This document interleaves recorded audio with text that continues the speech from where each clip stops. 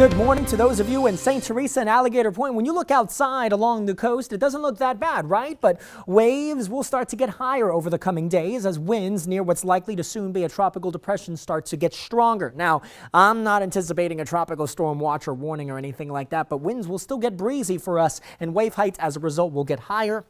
Rip current concerns will grow, especially along the Forgotten Coast. So we're thinking western parts of Wakulla County and all of Franklin County beaches here. You're going to have to be careful and avoid the waters in all likelihood until the system gets far enough away where its influence will weaken some. But that might not happen until Saturday or Sunday, so just keep that in mind. In terms of what we're expecting today, temperatures will range in the mid to upper 80s through the afternoon.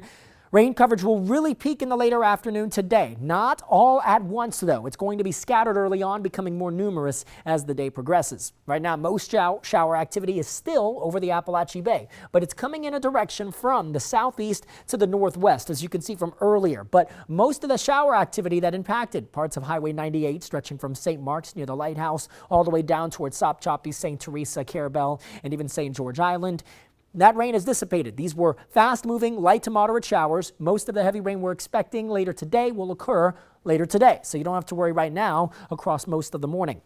It does seem as if this thing is likely to be a tropical depression soon, and the main reason I say that, it does appear as if that low-level center is trying to close itself off a little bit. Doesn't mean it's going to be in an ideal setup just yet, because the low-level center and the mid-level center are not directly stacked, and you kind of need that for a strong tropical cyclone to form. So it's still rather disorganized, but it's getting its act together. And like I said, I will not be surprised if we see a tropical depression and advisories issued for this later on today. I think, as a matter of fact, it's very likely for some spots along the central Gulf Coast. This thing has a 90% chance now of intensifying into at least a tropical depression, perhaps a tropical storm in the next 2 days. So that's why confidence is so high. And if you look at what computer models show, at least some of the models here really favor Louisiana landfall. Now, I'm thinking still out as far east as, or far west as East Texas, and perhaps as far east as parts of southern Mississippi. You got to be on the lookout for this, but our local area, not expecting a direct impact from this. Again,